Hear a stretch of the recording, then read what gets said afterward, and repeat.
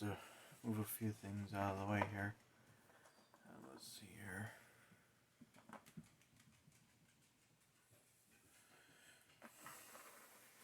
It's for a DMG01 build, and stay tuned for that one, as I'm waiting for the new speaker to arrive along with the battery terminals that go into the motherboard. Primary board, excuse me, the video board I have, but I have tested it, but I'm not going to use it on the Play It Loud variant. So I'm just going to rebuild the current ones, rebuild a couple of them to make them look nice.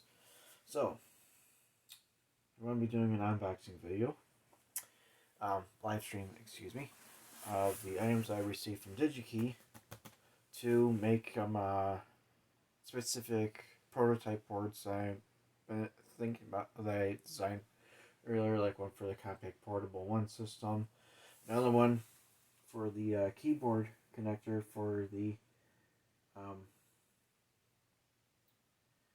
IBM, for the Wise 2108 system, and possibly a few others. I have a couple other projects that I'm going to be working on. Like I said, the DMG01s I'm going to be rebuilding with brand new IPS displays, the Q5 variant. I have the first one right here. I have tested it before I actually use it on the system itself. It works without a problem. I might have to do some trimming on the case itself. So here's the display that I got from IntelliLegend.com. They're a really good source for video game console parts, from the Game Boy DMG01 all the way to the SP. Like brand new displays, buttons, shells, the whole 9 yards. Not motherboards, so unfortunately, you have to get your own. So let's go ahead and unbox the one from DigiKey real quick.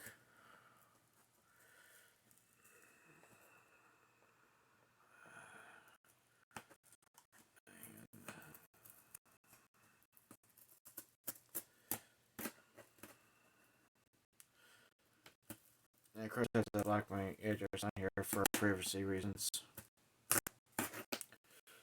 Let's go ahead and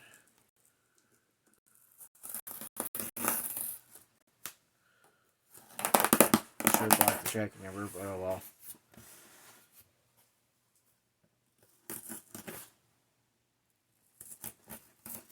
I was more concerned about my information getting leaked out via my home address than the tracking number. I'm not sure if people can manipulate that and just like try to send you stuff to that address. There's a couple of ones here too.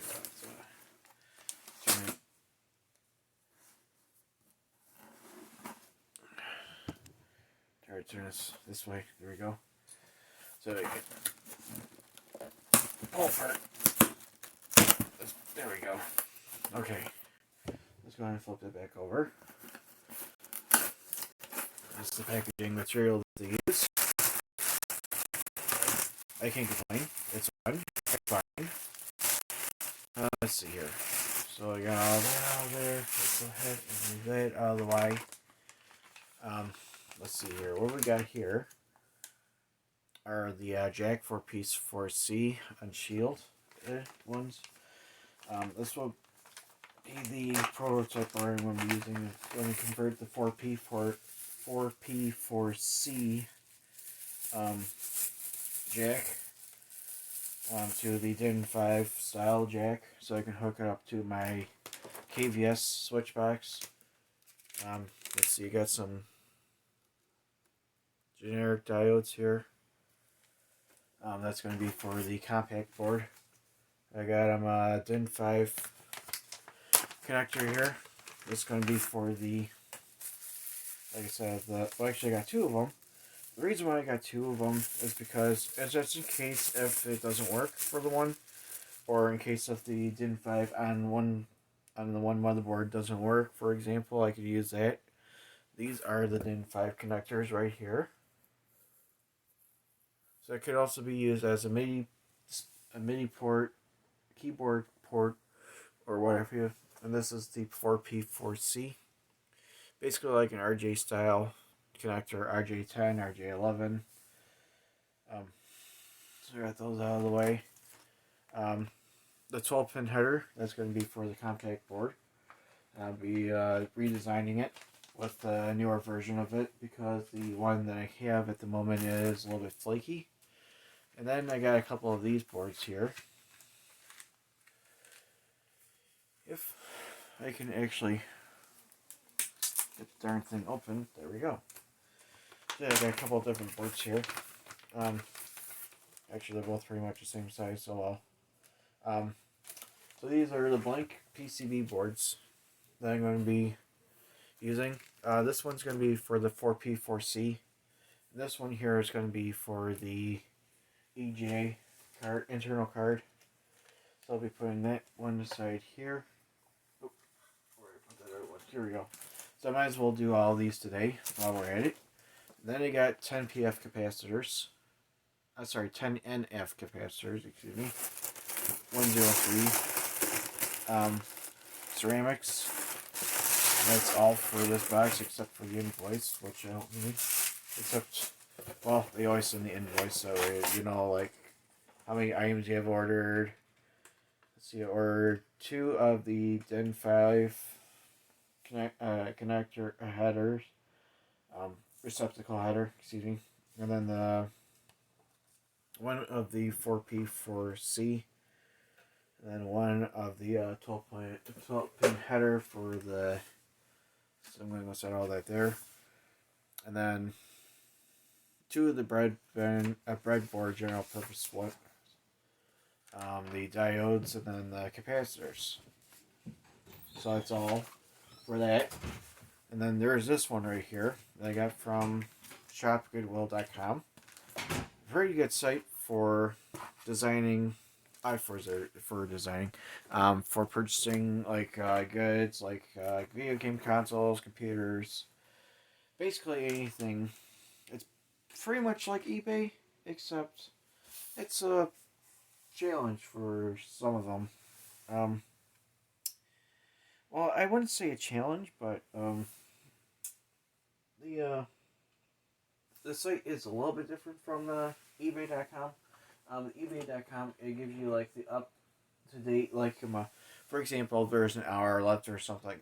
Like once it gets a little bit under an hour, it'll say like 59 minutes and then some odd seconds left. This one does not have a countdown timer, unfortunately. So I had to refresh the page like every 5 seconds, like every few seconds. I was using the broken SIM72 memory card here to cut this box open. Because I don't have my famous box cutter, which is a broken key for my car. Well, it actually unlocks the door for the trunk as well as the doors and all the 2 front doors and the glove box. Just not the ignition switch because of the recall that the car had. And I'm starting to, well, I have to get a new board. I have to look what the hell is going on with my car because it doesn't want to work right.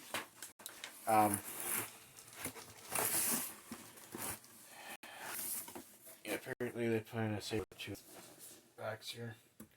I'm not sure why they would do that, but I think that was the only box that they had to prevent it from getting. There's the invoice with the pictures.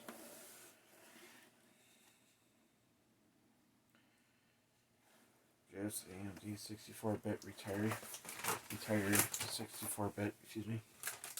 So, looks like there is some writing on the box itself. Looked like someone who had this particular build back in, I'd say the mid-2000s, upgraded just recently or something like that, or upgraded during the, let's see here. And here is the motherboard. The Asus A8V revision 2.0. So this particular board is the socket 939 variant. Standard DDR 400. You got the two serial ATA connectors here. The primary and secondary IDE, floppy, front end USB / back end USB headers, like in case you want to add a USB header to it. Looks like there's a game port header right here. Yeah, game port header. Let's see here.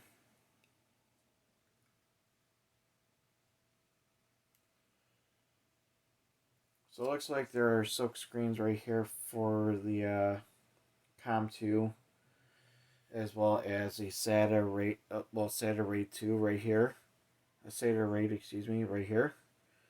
And then the primary IDE RAID. So basically you can turn it into basically like a small server board. Let's take a look at the caps here. I'm not seeing any blown up caps. The caps are all look to be in pretty good shape for its age. I know a lot of motherboards do suffer from the plague of the memory.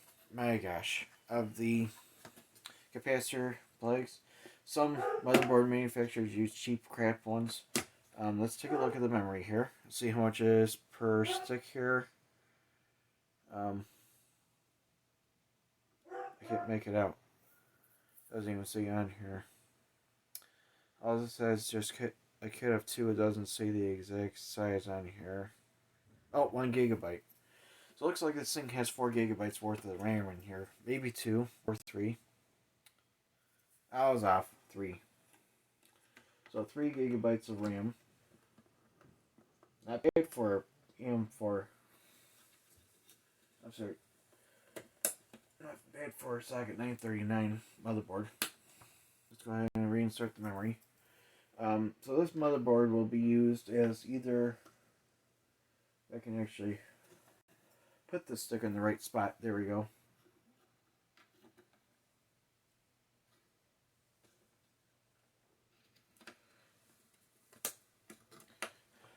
Alright, so let's go ahead and take a look and see which type of processor is installed on here.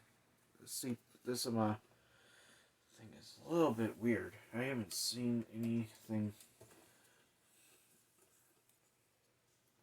Let's see how you... There we go.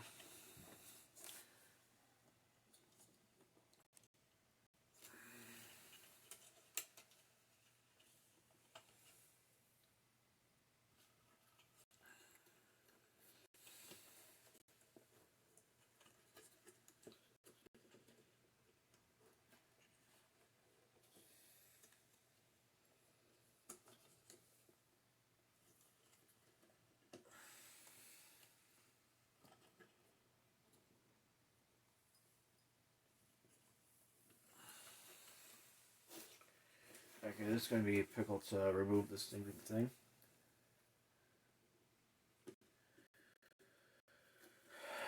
Let's see. How the heck do you remove this thing? Oh, there we go. So to get a little bit of persuasion there to get it off. Let's go ahead and get this off here. And let's take a look at the processor itself. So yeah, this is a socket 939. My guess is probably either a standard 64-bit or possibly like one of those X2 ones or something along those lines. I wish I had something to wipe this card off here. I need to use my fingernails for that. Oh, my hands are dirty anyways. I found the old receipt from... Let's see, I think this was the minivan. Yeah, the old receipt from the minivan. When you got brand new tires for it. Unfortunately, that van's off the pasture because it lost the radiator support at the bottom, which is pretty sad. I got a new SUV. Sorry, good used SUV. So we got that going for us, which is nice. Got almost 30,000 on the clock right now on that particular car. No issues with it, thankfully. I have to get used to the radio.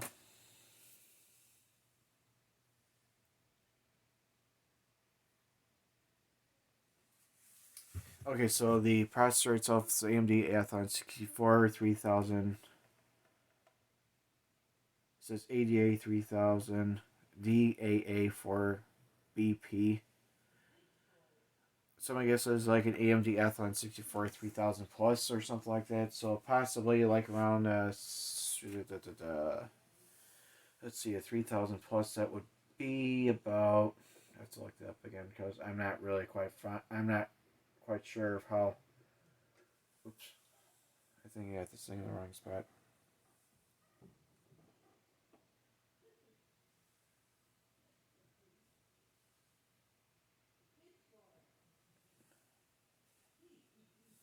Oh no, I didn't get it in the wrong spot.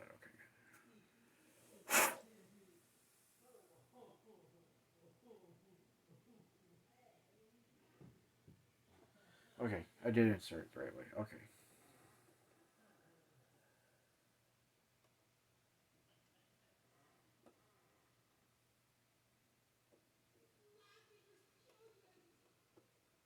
Something went wrong.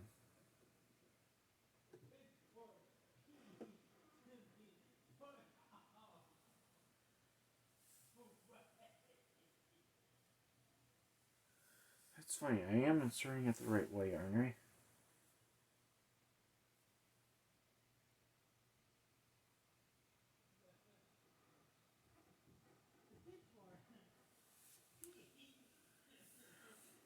Oh, no shit.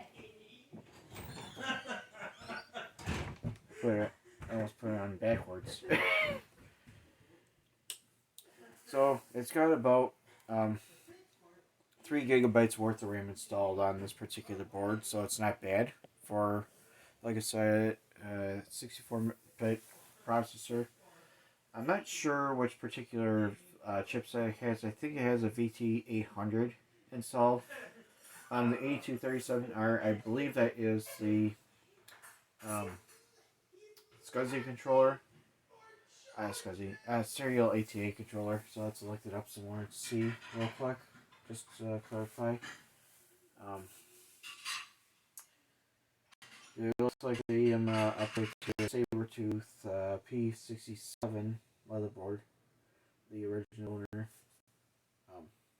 So they must have used this since this motherboard is brand new. I'd say around 2005, 2006. That link looks it up real quick. Let's see here. Google. I'm not looking up the owner that had this board. I'm just looking up Asus.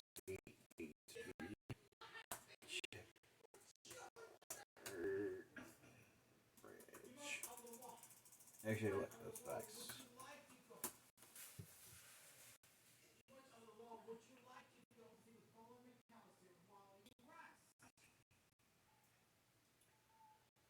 Okay, so it's in the process. Oh, wait. Okay, so the signal processor is via VT8237, which is right here.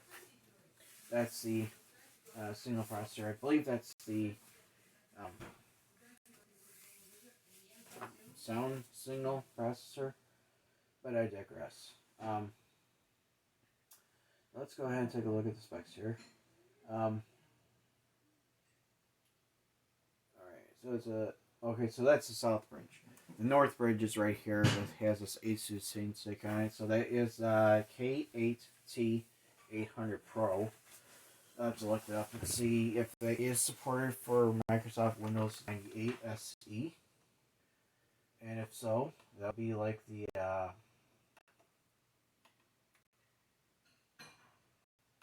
late Windows 98 SE build. I have to look up Windows 98 and see if it's supported or not. Let's see here. So this board was manufactured around um, 2005. Okay, so it is the K8 variant. Huh, it is supported. Huh, nice. Well, only one way to find out. Um, One thing I'm gonna do is I'm gonna go download the files, put it on, burn it onto a CD, and then put in the computer, this motherboard inside the one computer that my brother has. See how it performs. You know, let him make so this thing will boot the land. Take a look at it. F1 64 3000. Oh, 959.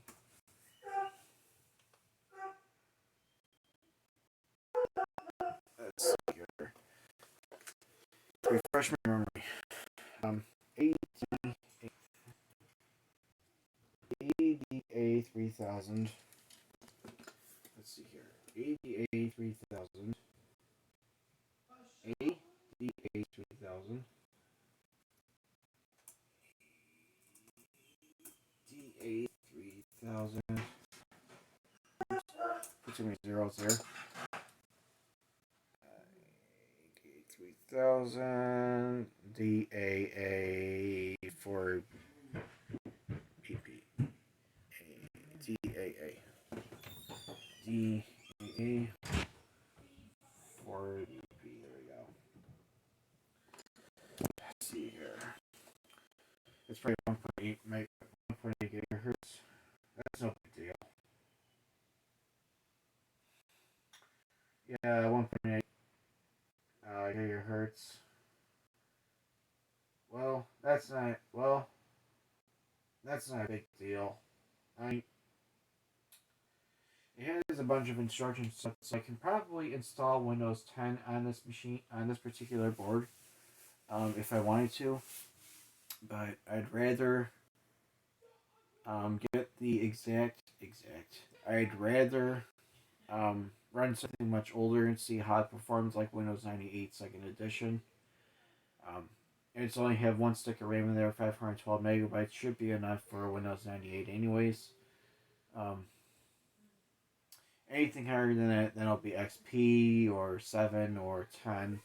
I'm not sure if Windows 10 is going to perform well on this machine, to be honest with you, because of the AGP slot, and they stopped making AGP cards since the dawn of time. Last time I saw an AGP card was about back in 2015, 16. It was 2015 last time I saw one. Actually, it was 16.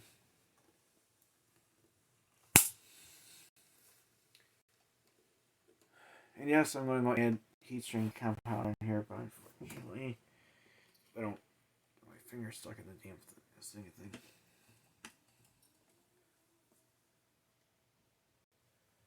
So yeah, I'm going to have to get some heatsink compound. Throw it in the burner. Toss it into the computer to see how it performs. It's in pretty much immaculate shape for its age. I'm not seeing any wear marks. I'm not seeing any signs of bad capacitors. All these capacitors right next to the CPU are good. The ones right behind these I/O ports are good. Over here, adjacent to the heatsink, the RAM. Over here by the north bridge. The ones over here by the PCI slots, and over here by the battery. Those are all good. Oh, and right next to the power supply. And also one between the CPU and the RAM, right adjacent to the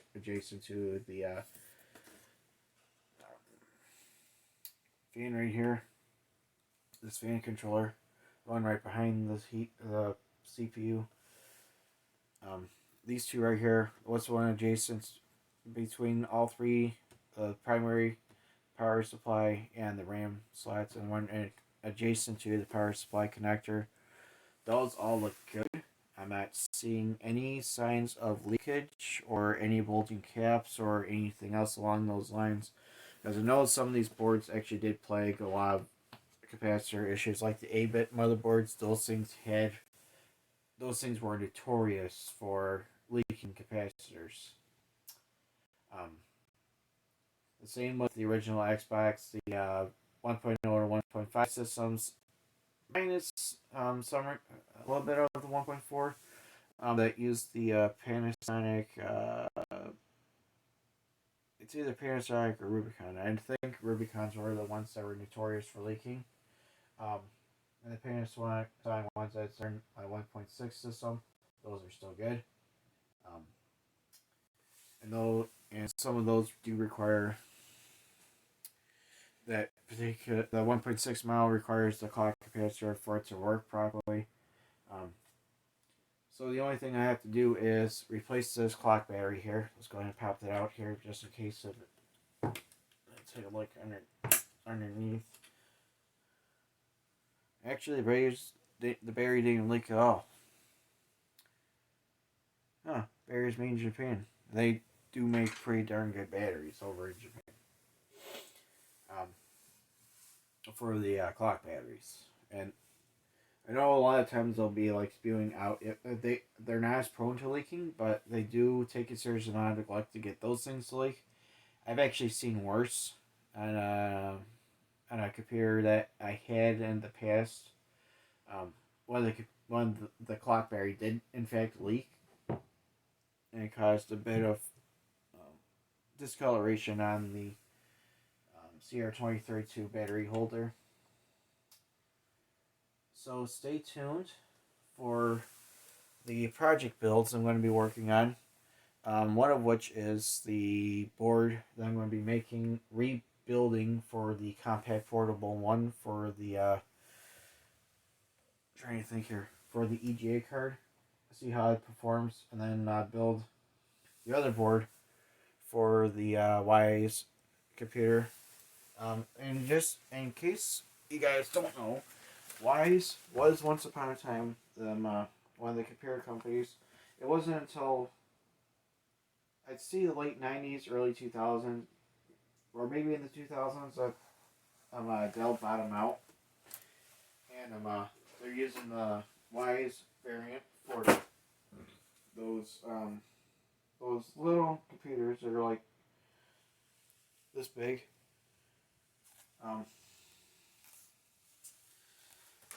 So Wise is still a thing, but it's just a Dell brand these days. And I despise Dell with a passion. Yes, I actually hate Dell. You know the old saying, you're getting a Dell? Well, apparently not getting a Dell. Thinking about upgrading to a Dell laptop, but those are for my main laptop. Well, the reason why I'm not doing this is because one, it's a pain in the arse to repair. Two, the battery's on the inside of the computer. And three, what's the third one? Laptops nowadays don't even have an optical drive, so I'm looking for one that has an optical drive built into it. Preferably, possibly a used one, pre-2016, because I know the 2016, 2017, 2018 was when they took the CD drives out of the of the laptop market, especially the business market. Well, I think the reason why is because a lot of people don't even use optical drives these days. I do, because it's my favorite thing to use. Well, optical drives are always the best, so that way I can burn CDs for older computers that don't even have internet connection, or for testing games or something like that. Like if I want to test a game that is being under development or something like that, you can copy that onto a CD and then put it onto one of the computers. But if the CD drive does not work for some reason, like if it doesn't support the, trying to think here, if it does not support the, dear me, if it does not support the multi-session, there we go, then I only have to use a floppy diskette for that. But I don't mind switching from like one to the other. So In the meantime, I'm going to pause this video, the stream here, start a new session, so that way I'll be doing the project build here for.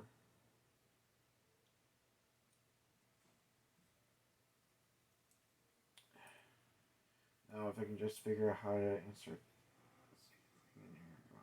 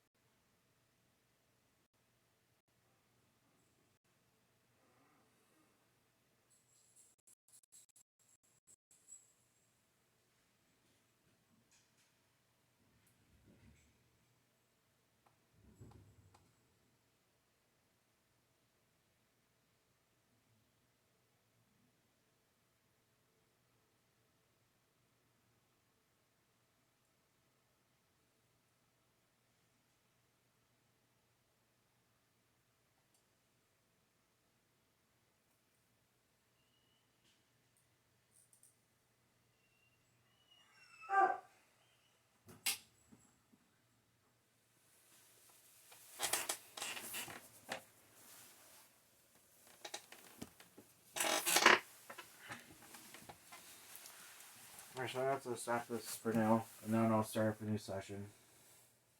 I completely forgot about that.